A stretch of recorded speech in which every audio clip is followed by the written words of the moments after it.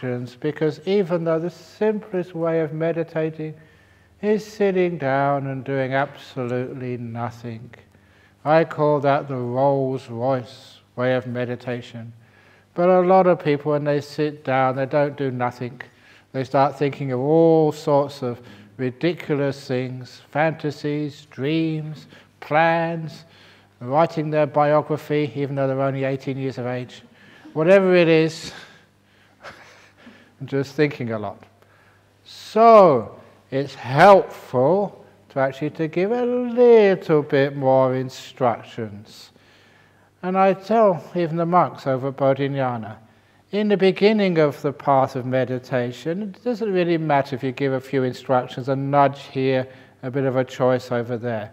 The real important time to let go 100% and just sit there and don't give any orders is when you get very deep in meditation.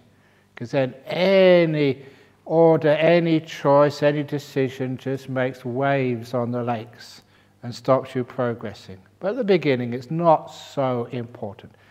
So when you, especially when you sit down to meditate, the first thing to do is, of course, look after your body, to make sure it is comfortable. Because if your body is in pain, it's very difficult to be calm and peaceful, unless you've really practiced a lot. But most people, they're in pain, and then they have to scratch this, they have to move that, they have to cough, they have to swallow their saliva, and it's endless, the things you have to do. So, we look after our body first of all. And look after the body, make sure you've got enough cushions underneath. Make sure you have enough blankets, but not too many blankets. Apparently some people were cold this morning because there wasn't enough blankets. I think one person must have had 7 of them or something, I don't know. But if you haven't got enough blankets, no matter what you do, you feel cold. Please remember one of the great stories I heard from the Tibetan Vajrayana tradition. Because in that country, they used to like going on retreats as well. And they'd find caves somewhere in the Tibetan plateau. And those caves had no central heating. They had no fires, there was no wood. They had to somehow learn how to endure the cold. And so what they did, they trained and trained and trained until, this was in the monastery, until they were giving their test. And the test they had to fulfill was to go out in the middle of winter in the snowfields of Tibet. And they had to sit all night next to a lake without any robes on. Now that was cold, with the wind whistling over the snowfields and the ice, in the middle of night time, and they just sat there. However, they were allowed 1 blanket, which had to be dipped in the icy waters of the lake first. And they would have to dry 3 blankets in 1 night to pass the test. And if they can do that, then they could go off and stay in a cave by themselves. They knew how to endure the cold. And they never died. And in fact, somebody was telling me, that there's always, I should actually, someone get this documentary for me. They had these hypnotist documentaries. And I'm always interested in hypnotism because it shows you something what happens with the mind. And they hypnotized this guy, apparently, to go, he's just had bathing trunks on, to go into this big vat of ice water. Now really at 0 degrees. But they hypnotized him to say this is like a hot bath. And so he went in there and said, oh, this is really nice. Oh, yes, I can take this all day. And it was ice water. And they had some sort of stuff on his body. His body was reacting. He was, reacting to the cold. But he thought it was just so warm and so nice and so wonderful. And so he survived okay. So if you are really cold in the morning, just hypnotize yourself. This is back in Singapore in the hot, and you won't feel the cold anymore. Which is one of the reasons why Cold and heat, a lot of times it is really in your mind. It's cold. And if you say it's cold, you feel cold, and you really get cold. If you feel it's warm, it really is warm, and you get warm. It's one of the reasons, because really Perth isn't that cold, but when it gets to January, February, sometimes we get temperatures up into 40 degrees, and people feel really hot. And I tell all the Buddhists, look, be compassionate to other people. Please never say, oh, it's hot today. Just say it's a nice day today. And just that is putting the idea in people's minds that hot is not bad. It's just nice. Just putting the idea in your head that cold is not bad. It's okay. That's all really you need to do.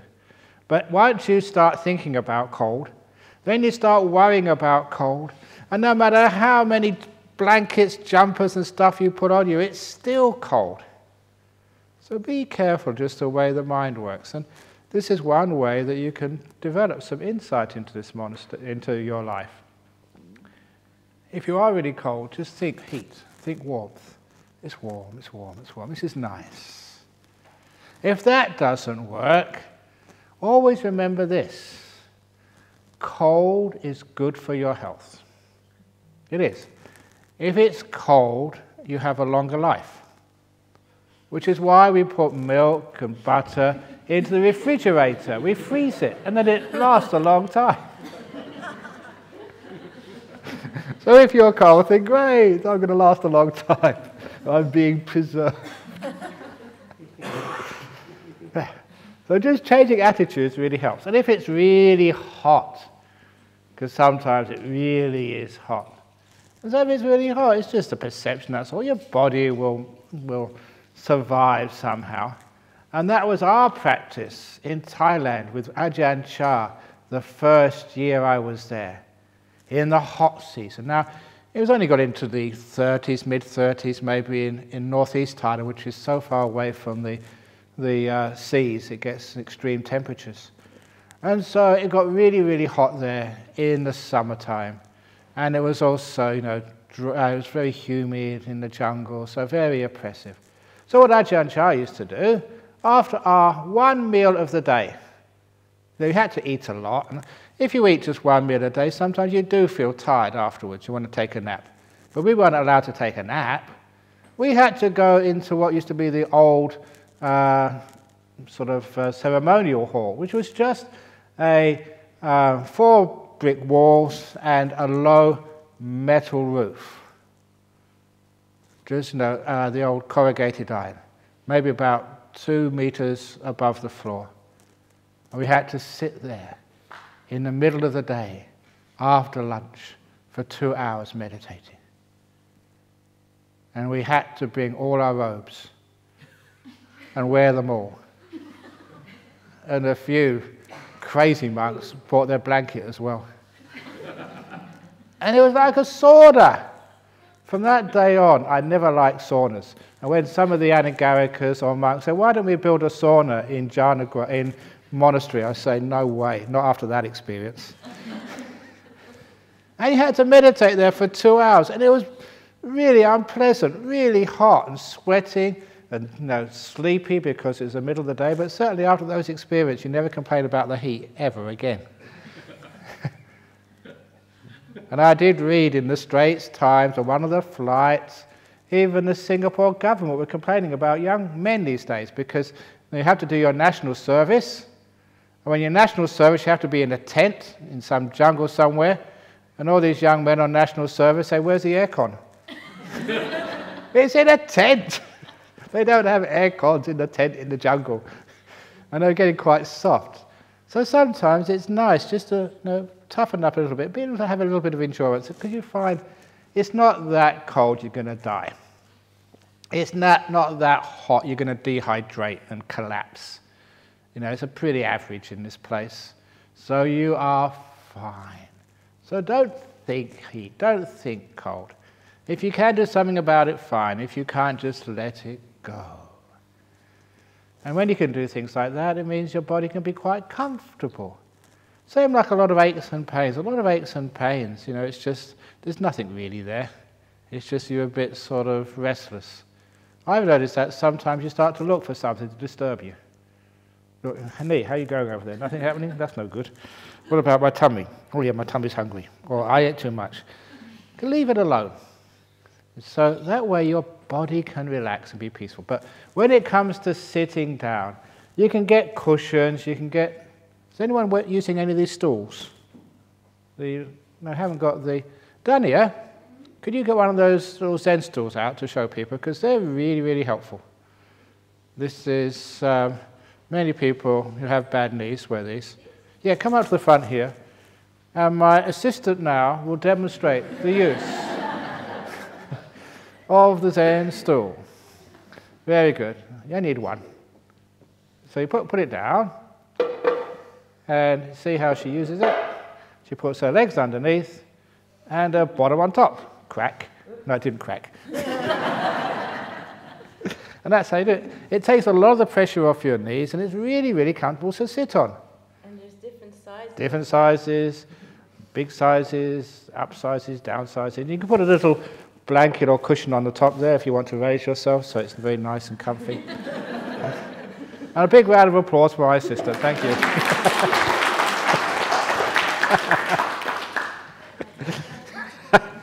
Sorry? They're portable, yeah. Sometimes people have those and they can actually fold them up and take them wherever they go. So try those if you're uncomfortable on the floor. Where you put your legs, I don't care, as long as they're happy. And during the meditation, sometimes you might get an ache or pain somewhere. If there's an ache or pain, what I usually do the first time I have an ache or pain, I just ignore it, because sometimes it is just restlessness, and it just goes away. If it comes up again the second time, I usually still ignore it. The third time it comes up, because you always do things 3 times in Buddhism, Buddham, Dhammam, Sangham. The 3 refuges, the 3 sort of characteristics of existence, whatever. So, third time, then I do something about it. So, usually put my attention then, try and just even calm it down, just with your mind. A monk for 40 years now, I can actually do that. You could have an ache or a pain, put your mind down there and just relax it. Relax it. Because you'll find a lot of aches and pains, instead of relaxing it, we actually make it worse by being afraid of it. We squash it up and make it more intense. But if you go in there, go to the center and expand it from the middle. When you expand it, it doesn't sort of spread all over your body. It actually gets diluted. The more you spread out the ache, pain, or irritation, the more dilute it becomes until it can't feel it anymore. That's a beautiful way of dealing with that. And of course, you all know one of my stories. The last time I really had difficulty, pain, a couple of years ago with stomach poisoning, food poisoning rather. We call that in monastic life occupational hazard, because we don't know what we're eating sometimes. Sometimes people put out, sometimes they put a label on it, know what it is. But sometimes it's not really what it's supposed to be. Like once, I went over to Toronto, and they knew that I couldn't take Sri Lankan food because that really does my stomach in. And so they said, we made you shepherd's pie. If you know what shepherd's pie is, it's an English dish. It's mashed potatoes on the top and some sort of meat on the bottom or something. Somebody can have a vegetarian shepherd's pie. But I thought, oh, great, shepherd's pie, I can eat that. And so when I got underneath the mashed potato, it was Sri Lankan curry underneath.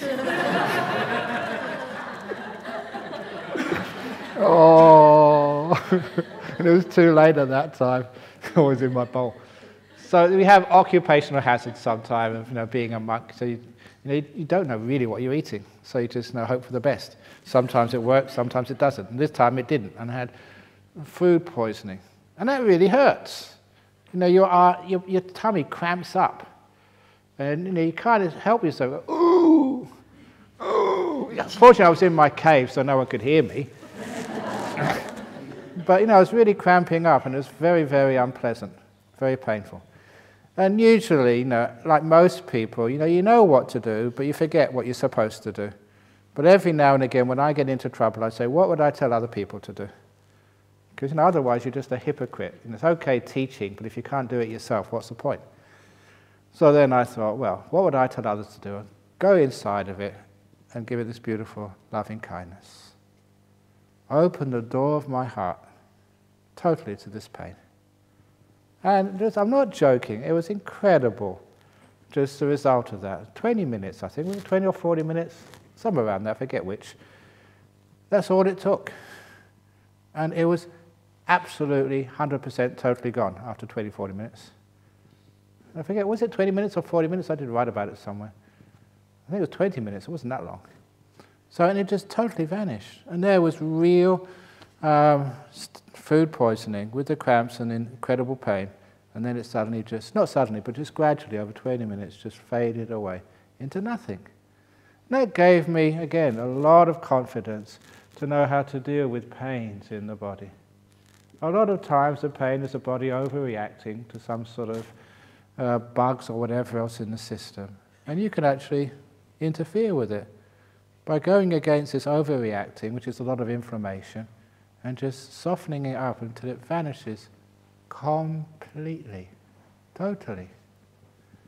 And of course we teach that. There's one of our ex-monks, and he got married, and his wife just had a baby. He came to show it to me a week or two ago, and saying, oh, how did the birth go? And because he was an ex-monk and she's been a disciple for years and years and years and years, that she said it was amazing. Just that while they're going through the contractions, the husband said, just watch your breath, let it go, be kind, open the door of your heart. He knows all the teachings. It's just incredible how it works. Just no pain at all, a very, very comfortable delivery. This is really, really great stuff which you're learning. And it's not just how you meditate, you can deal with all sorts of stuff in life, by learning how just to calm the mind down.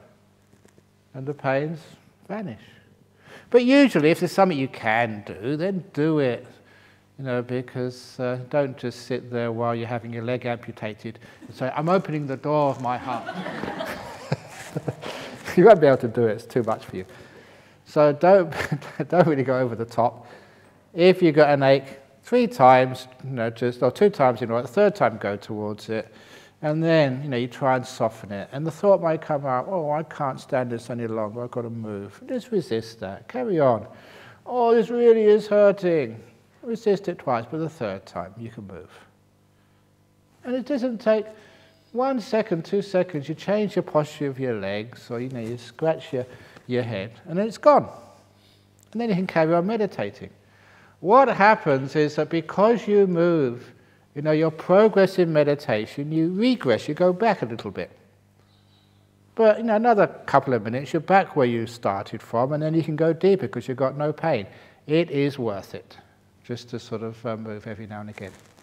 But if you're always moving and always restless, you can't get still, then there's obviously something wrong there. You should resist a little bit and learn just how to, just to let these things go. And your body becomes fine. People always say about these health benefits of meditation, and there's huge health benefits of meditation. And knowing that, you can let your body alone, and it just heals itself. It gets very healthy and very strong. There's so many cases in all the years I've taught meditation, when other people, there's that great case, I keep saying it because it was obvious to me. Sometimes people say they've got this disease inside of them, but you can't see it. But this was a case, the fellow had psoriasis. Extreme. He had the rash over his whole body, in every part of it. And he showed it to me. I could see it on his face. Actually, he was actually wearing a rubber face mask. He was wearing this rubber face mask, like some weirdo. He said, this is to stop me scratching skin off, because this psoriasis was all over him and it was driving him nuts. He opened up his shirt, you could see it all over his chest, lifted up his trousers, I could see it all down his legs. It was one of the grossest things I've ever seen. And I thought about it afterwards. That really is hard to endure because it's 24 hours a day. If you go and get tortured by some of these extreme regimes, at least, they don't do it 24 hours. They give you a break every now and again. But this is 24 hours, always there. Unlike many people in that condition, you go and see all the doctors, psychiatrists, and whatever you can, you're desperate. So I only came to my retreat out of desperation, just try anything once to try and get rid of this. But of course, he was really amazing. It worked. He's told me when he first came in, I don't know how long I can stay here. And if I leave, don't please take it personally. It's just I have this incredible torturous itch all over me. And it's very hard to stay still anywhere. But he stayed the whole retreat. At the end of the retreat, he came to see me. He never came for an interview. Just waited till the end of the retreat. And at the end of the retreat, he came with this huge smile on his clear face.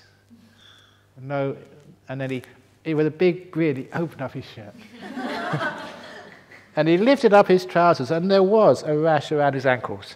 He said, this is all that's left. Maybe an inch, couple of inches ring around his ankles. He said, many other people will be really upset about this. For me, this is nothing. Nothing. Thank you.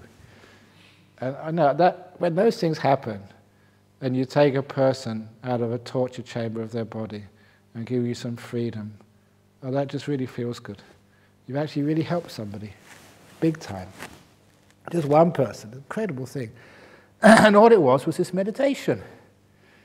He learned how just to relax to the max. He had to do it much more than any of you will do it, because he had to. The motivation was just really so intense to do something. So he really let go and relaxed. His body healed itself. Now I mention that to you because that's one example out of hundreds, and also personal ones. Don't be afraid that if you meditate, that something will go wrong with your body. Well, everything goes right with your body. Aches and pains which have been there for years, they vanish. Simply because the body needs you to get out of the way, to relax, and then it can heal itself. Just on that, there's many times when people get into some nice meditation, they get hot spots in their body. And I love those hot spots because I know, great, you come and say, I was meditating and my back was just really hot. Well, my tummy is like a little fever just down there. And I know now, just from experience, that is some healing going on. I don't know why that is. Maybe you don't know you've got something wrong down there, but the body does. And suddenly, it starts to get very warm and very hot. You haven't got a clue why. But once sort of you finish your meditation, the heat dissipates. You feel so good down there. So relaxed. And aches and pains which have been down there for years are no longer there. Classic tale, lady had whiplash in the car. Her shoulders were always tense. And she could never relax them because there was an injury. And she meditated. All her shoulder and neck got really hot. She didn't know what it was at first. She said, what's going on here? It's really hot, like a fever, but it's just that one part of my body. And that's when I said, when did you have your whiplash? I never told you that. I always thought you had psychic powers, Ajahn Brahm. Now I know, personally. I never told you that. And said, it was just, just being logical, that's all. Not sort of psychic powers. Just, I know that's the most common injury to the neck and the shoulders. And so that's your injury, just being healed. You probably feel really better than you've felt for weeks before. Yeah, months. So this is great stuff when you meditate. And the only reason I say this is to give you confidence. Just leave your body alone. It knows how to look after itself. In fact, it does a much better job than you can ever do, if you can just get out of the way. So you put your body in a nice, comfortable position, and you leave it alone to look after itself. And then you can start working on your mind, your mental world. Sometimes people, when they first ask, how do you meditate? And if I say that it's focusing, if it's concentrating, it gives people the wrong attitude. And they work really hard. You're already stressed out in your work. I'm stressed out being an abbot. I don't want to stress out again when I'm meditating. This is free time. This is relaxation. Relaxation, that's the word I usually use when I first teach people meditation for the very, very first time. Relaxation. Do you know how to relax your body? How do you relax your body? You try and do something like sitting down comfortably, leaning back, pulling your legs out. And you can feel like muscles which have been held tight loosen off. Tight balls of pain just expand. You're relaxing. And you get what we call feedback. In other words, you can know whether the body is getting more tense or more loose. This is the job of mindfulness. Mindfulness is not just noting things or not just being in this moment. It also gives you feedback, which is its major function. You can see, just say, how the body is getting more tense or more relaxed. And once you apply your mindfulness that way, you start to see, my body, you don't even need to ask or put it into words. Many of the physical feelings are actually very useful for mindfulness because it's hard to put them in words. We just do not have a language, for a headache. What type of headache is it? Well, it's just a headache, that's all. Well, what type? That's why I really feel for doctors when they try and ask you, what's going on? Well, it hurts. Yeah, but what hurts? Well, around here somewhere. But exactly where? I don't know. Well, it hurts, but describe it. It's painful. Yeah, but how is it painful? I don't know. You're the doctor. So we don't have a language for that. But we do know the different feelings. And the mindfulness means we do really become aware of the feelings in the body. And really importantly, we become aware how they change. And we start to realize what makes them change for the better. What makes them change for the worse?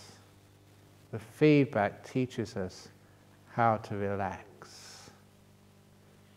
If you are relaxing, the body starts to get really peaceful. It feels at ease. It has the delight of relaxation.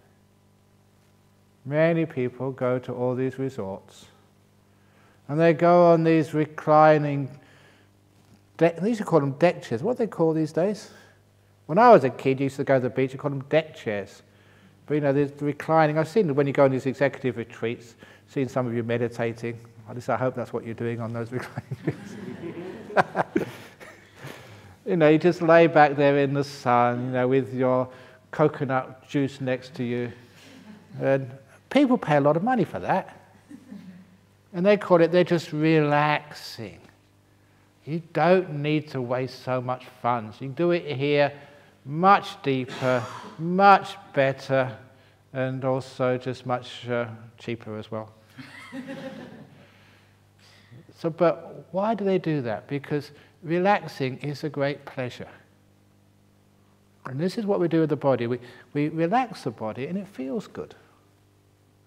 And because once you start to notice a delight in a relaxed body, you can relax it more.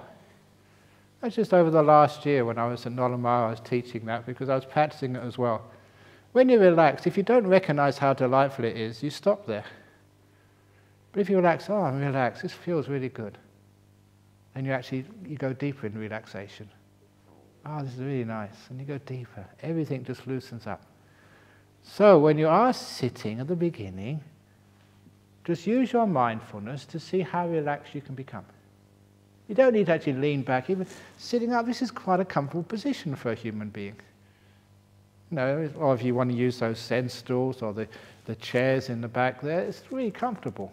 People can fall asleep on those chairs like someone's doing now. So you fall asleep. But it doesn't really matter. At least then I know how to relax. I'd rather have someone falling asleep than someone being a control freak, always tense. So you feel your body relaxing, great. Take it deeper.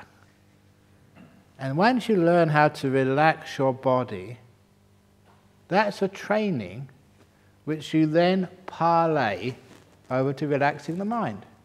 You do exactly the same technique to relax the mind. You can feel your mind, the mental world. Sometimes it's like the body, it's tense, it's got all these knots of pain. It's got all of these tensions inside of it. You're like your mind being pulled by the past. Something which is worrying you, what someone did or said earlier today. It's like a tension pulling you, stretching you. or some fear of the future which is squashing you away from the future. There's pressure on your mental world, just like sometimes there's pressure on your body. And now we're learning how to relax the mental world in the same way. How do we do that? Again, it's just by learning how to use your mindfulness to give you feedback. How is your mental world right now? Is it relaxed? See if you can relax it a little bit more. So see if you just, even say let go, or calm, or peace. What happens? Do you get more tense, more relaxed? And little by little, that feedback is how you train yourself to get more and more and more mentally relaxed. Now, again, I've used that for the body, taught it with the body. If you've got an ache or pain, you've got to relax it first of all, be kind to it. If my knees say are aching, I just put my attention down and just relax it. Come on, relax it, expand the pain. And then it vanishes, it disappears, it's not there anymore. But I've got to relax it first of all, be kind to it. And that became the trick, which I've been teaching very effectively to many people, how to let go of all your past and your future. Now, we all know that I've been teaching this for, well, not me, the Buddha, for years about mindfulness is always in the present moment. And people say, but how do you get into the present moment? Because there's so much of the past which is still bugging me. And there's all these fears of the future which is obsessing me. How do I let go of the past and the future? It's the same way you let go of the pains in your body. You're kind to them first of all. You relax them, you soften them. So whatever's bugging you from the past, don't just try and throw it away.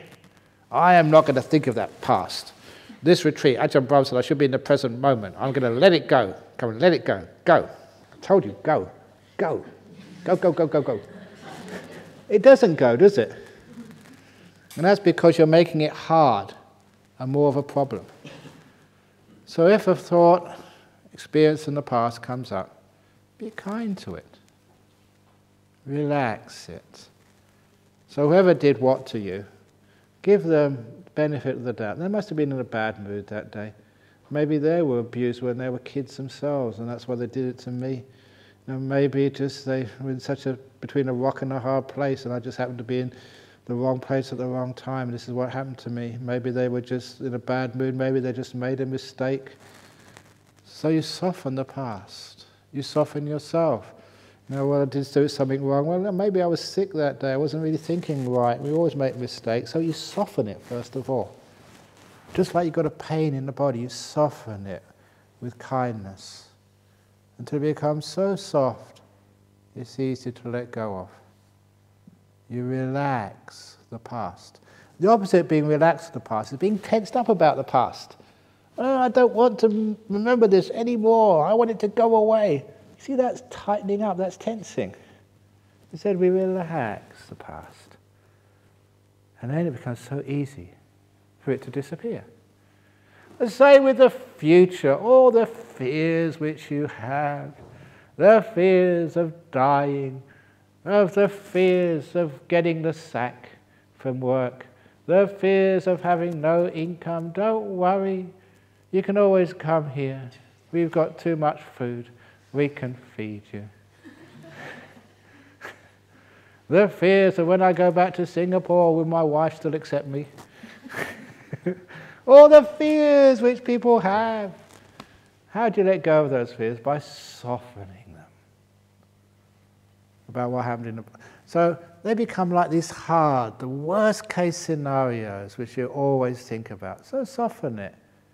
So we can't say the best case scenario. Have middle way scenarios and give it a bit of positive spin. Yeah, I might get the sack, but who knows? When one door closes, another one opens. Sometimes two open. So, you get the sack from work. You have all these opportunities, like the great Steve Jobs. When he got sacked, from, what was his company called? Apple. He started 2 more companies. And that one of them became so successful that Apple bought it out, and on the condition they reappoint him. And he said he had a great time having been sacked. So he was a person who used being sacked for his advantage. So who knows? And there's that other guy. He's over in Jakarta. He was sacked too, at the point of a gun. A true story.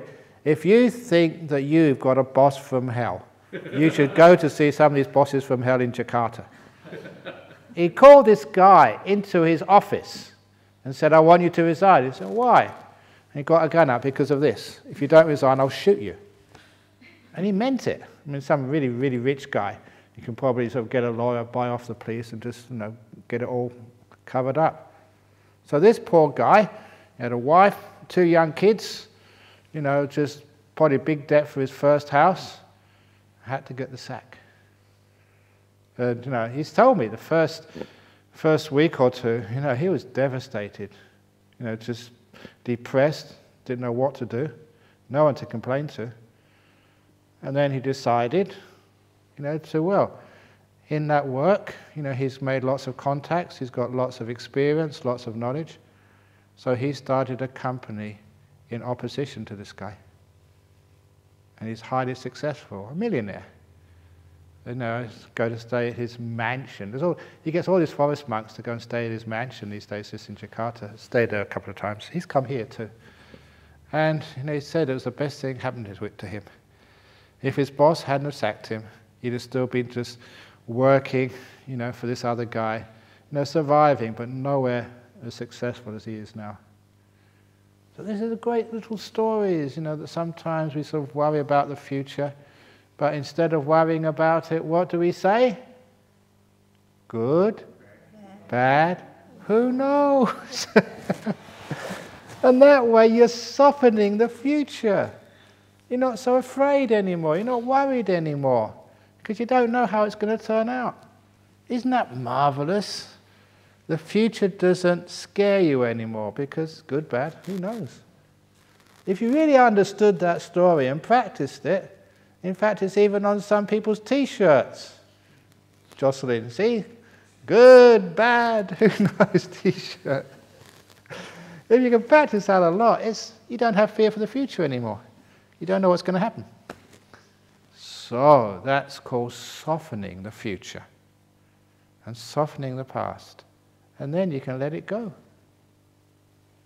But don't try and let it go until it's softened. Otherwise you can't relax it. It becomes too much control, too much force.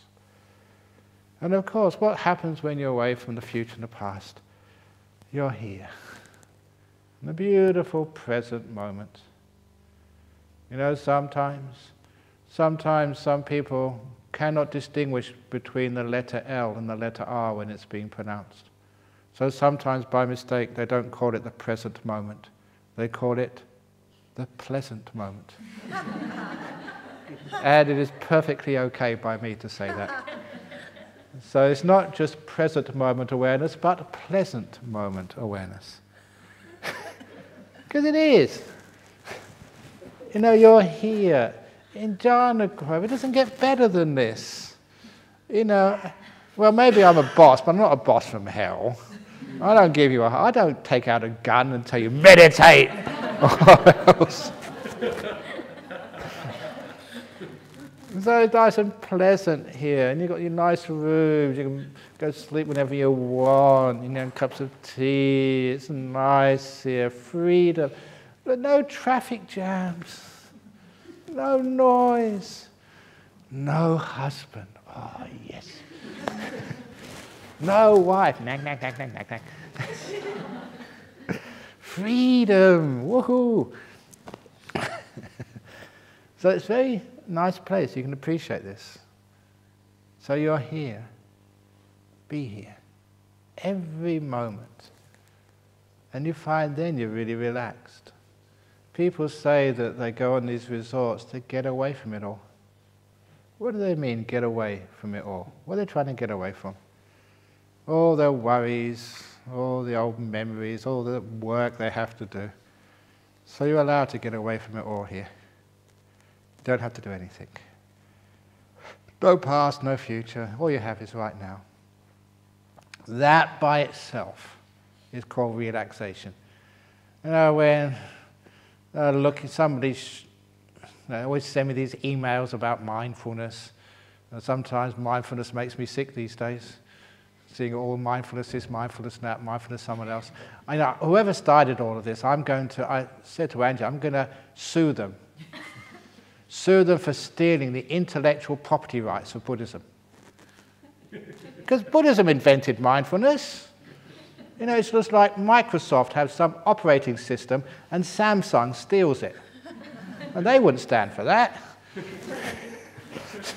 So anyway, never mind. I haven't got a lawyer, can't afford one. But whatever. So I saw this email and said, they have 100 different definitions of mindfulness, but the latest one was like being in the present moment. Yeah, of course. And that's an important part of being mindful, being here. If you're thinking of the future, the past, you're not really mindful. So once you start being mindful, you can start to relax. That's why mindfulness is so popular now, because it does relax people. It begins the mental relaxation. You know, when you haven't got these big burdens of the past and burdens of the future bothering you. Even as a monk, I was really trying hard to do that. I was talking with, I think it was Danny a couple of days ago, that when after 7 years of being a monk, I went to visit my mother for the first time. And, you know, I was also there trying to clean up some of the old mess, you know, because when I first became a monk, I said I'll be back in a year, ha ha ha. So, you know, all my old stuff. And so I saw the old degrees I had from Cambridge, the BA and MA. So I tore them up and put them in the bin. You know, what do you need those for? You're a monk. You know, we don't have status as a monk. You know, I never say Ajahn Brahm, MA. I never say Lord Ajahn Brahm, or whatever. So I didn't need it. So I just, you know, quite sort of naturally, because I was a monk getting rid of all my past, I just tore them up and put them in the bin. My mother saw it. She never batted an eyelid. But then sort of an hour later, I saw her at the kitchen table with all the pieces carefully arranged and taping them all back together again. I felt so bad. Because for a mother, you know, her son's degrees, it's really important. Not important for me. I was being so selfish. I didn't want these. But for my mother, those were really important. And I just throw it away. That's how I felt with the past. All these old photographs. The only reason why you see photographs in some of these books which people are printing about me these days is because my brother kept them. I don't know where he got them from. They're really embarrassing, some of those. Really long hair and a big beard. In those days, it was called the donut look. You know, where your hair stopped, your beard started. You can just see me peering through the centre there. And when my mother said, "Get your hair cut," and I did, she said, "That's not what I meant." But anyway, I'm supposed to be talking about meditation. So letting go of past and future, being in the present moment, at least you can do it here while you're on retreat. You're retreating from the past and the future. And then you can really relax.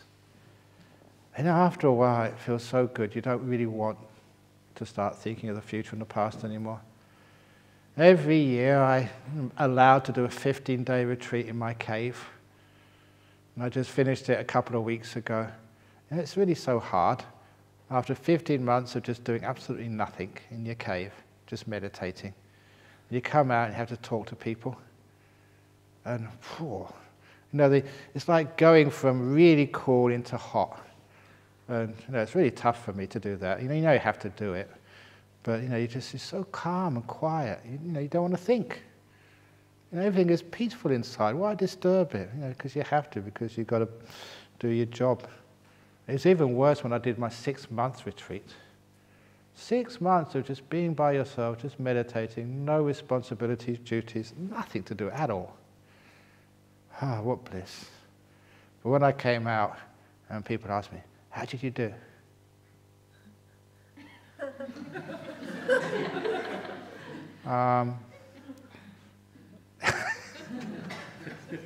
He was like a crazy guy. And I realized I had to talk quickly. So I remember really forcing my brain to think, really putting pressure on it. And I had a headache for 3 days afterwards. Absolutely true, no exaggeration. 3 days I had this headache because I had to get my brain thinking again. It was so peaceful not to think. So even these days, when I don't have to, I won't. You're silent, you're peaceful, it's so wonderful. Inner silence, peace of mind.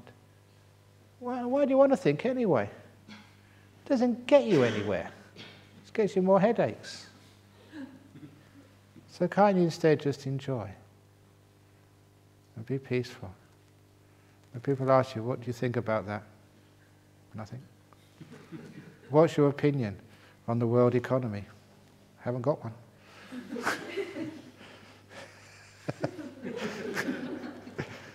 Isn't that nice and peaceful? You don't have to worry because everyone else is doing that thinking for you. So you can do all the thinking for me about world economy and the situation in the Middle East and environmental problems. You can think that all out for me. And I'll just be peaceful. Many people volunteer to do all that thinking. So it's yours. You can think for me. Even though what I'm going to say when I'm talking, I don't know what I'm going to say. I make it up as I go along, as I always tell you. And that's an amazing thing. That sometimes that, you may have this, if I don't think and prepare, it will all go wrong. People worry like that. But, I don't plan my talks, I don't think about them, and there's more and more people keep listening to me. I can't understand it. You go off to Sri Lanka, and so what are you going to talk about? I don't know. And there's 7,000 people, listening to, see what you don't know, and you're talking about it. And I can't forget some of my great experiences being a monk in 40 years. It was in the Duxton Hotel over in Adelaide Terrace in Perth. I was invited to this it was a local state government were getting members of the public and to consult with the general population about traffic issues. And I scored an invitation to this seminar. And I wasn't doing very much, so I'll go along to that. And when they have these seminars in these hotels, like conferences, they always arrange lunch, just after noon when I can't eat. Really insensitive. So, everyone else went off for lunch and I couldn't eat anything. It was afternoon, So I was just hanging out. If you don't eat as a monk, you don't want to see it.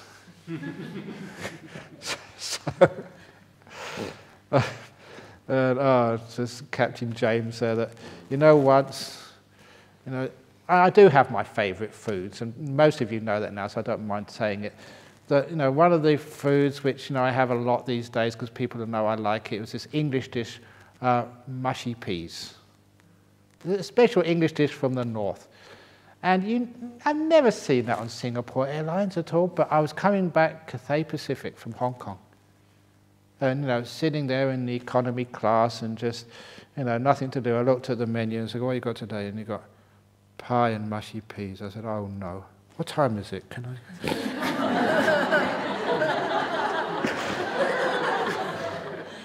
And it was way in the afternoon. There's no way I could stretch, try to find some loophole somewhere. No way. So that's okay, I'm used to that. But the person sitting next to me, there's choices in these menus. The person sitting next to me, that's what they ordered. Yeah. And you try not to look at it, but you smell it and you see it. And it's really good quality mushy peas. Torture. So if you are a monk and you can't eat in the afternoon, you don't want to see it, okay? But nowhere else to go. You're in sort of the aircraft and squashed up. You couldn't do anything else. So anyway, that's why it's better not to see it, than actually see it. What was I talking about? Oh yeah, not planning. That's right. And so you see, I don't plan to talk. So there I was over in Duxton Hotel. hanging out, not going into the dining room area in case, it started torturing me. And so this guy came up to me and he said, I'm doing interviews for this magazine. So what magazine is it? It's Shipping. I want to interview about shipping issues. I'm a Buddhist monk, okay? As science, I know still about theoretical physics, still know that, but shipping issues.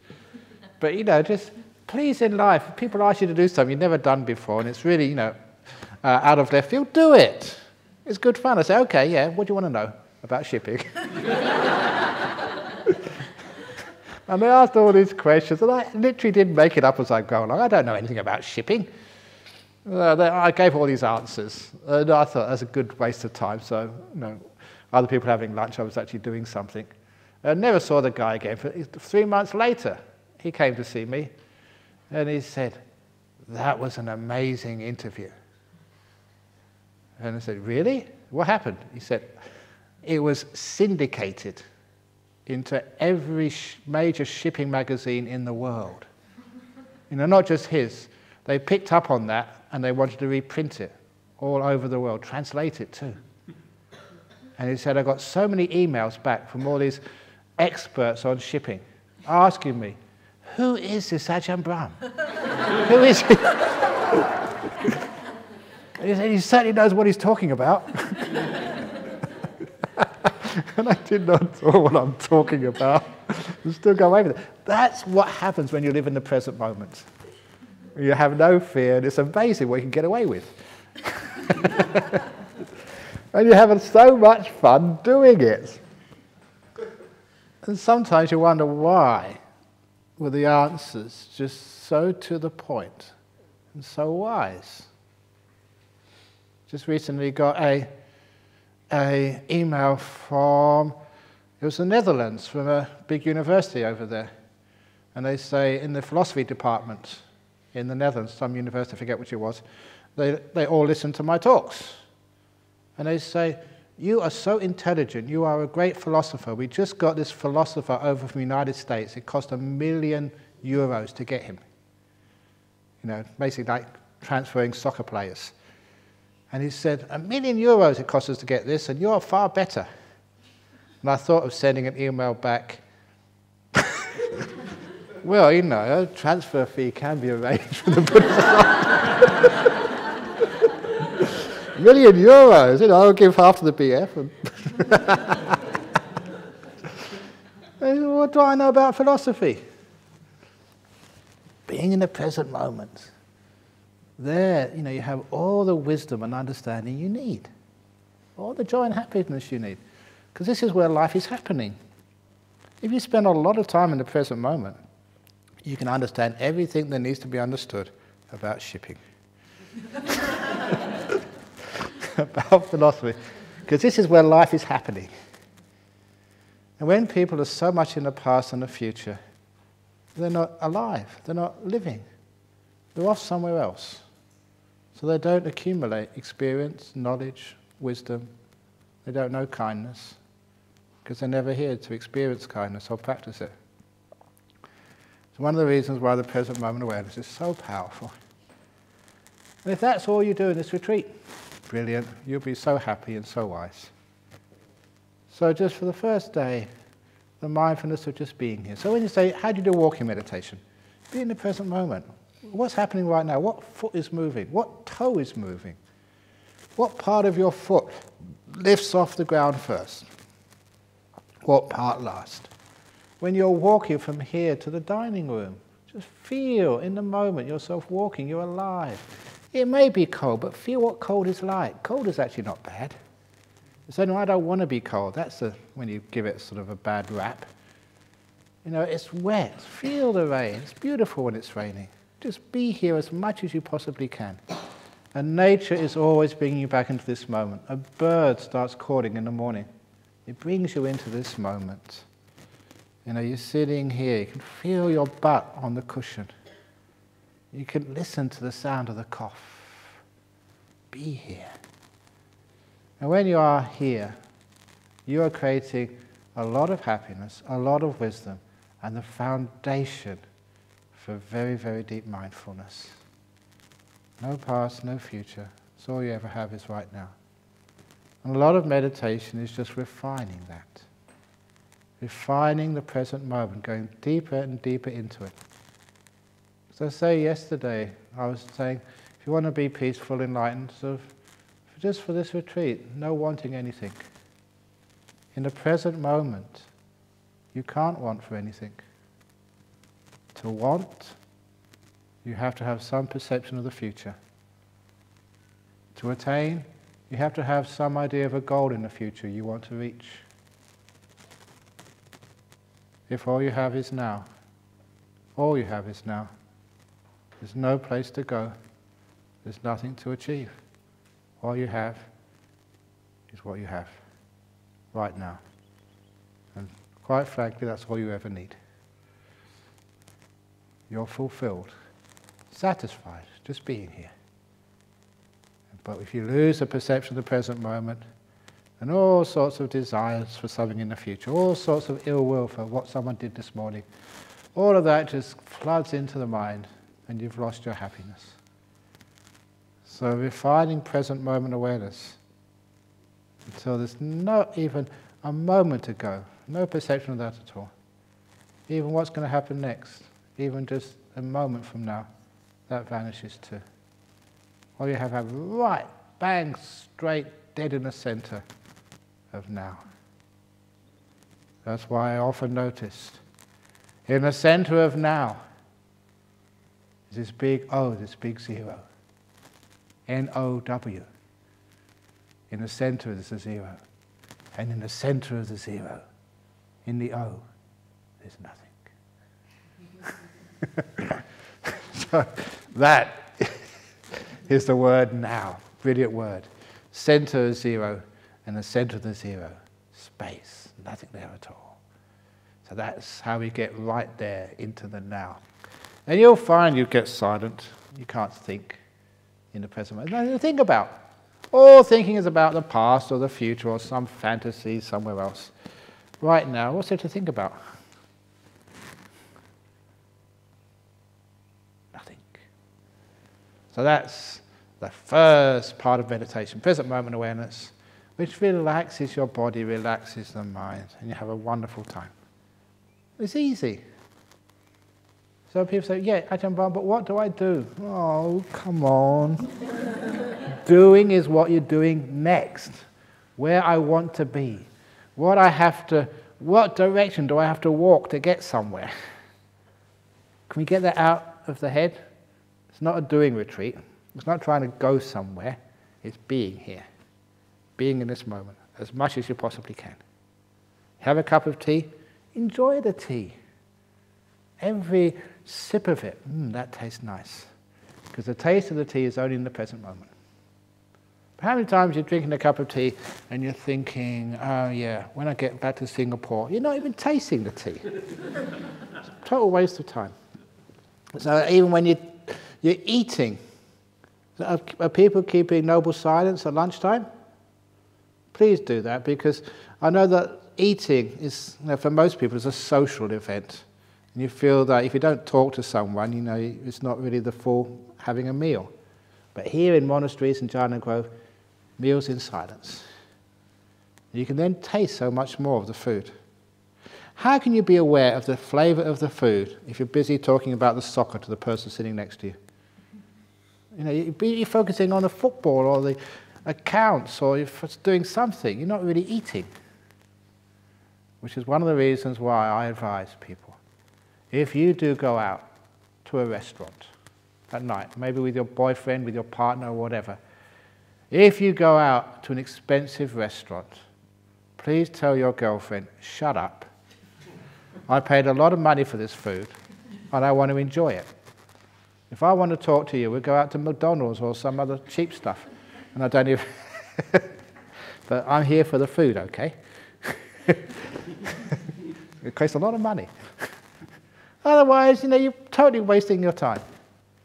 I remember, Angie, you took me once, we had this lunch, I think, with somebody from the Straits Times. You wanted to impress him. And you took me this, was it 50th, 60th floor restaurant? That was it, was it? Yeah, and I didn't even have the time to eat, really, because they were talking to me all the time. And I don't know, what I did put in my mouth, I didn't taste it at all, because I was always chatting. And it's incredibly expensive. And what a waste of money that was. Maybe to impress somebody, it didn't impress me. In fact, I was hungry afterwards.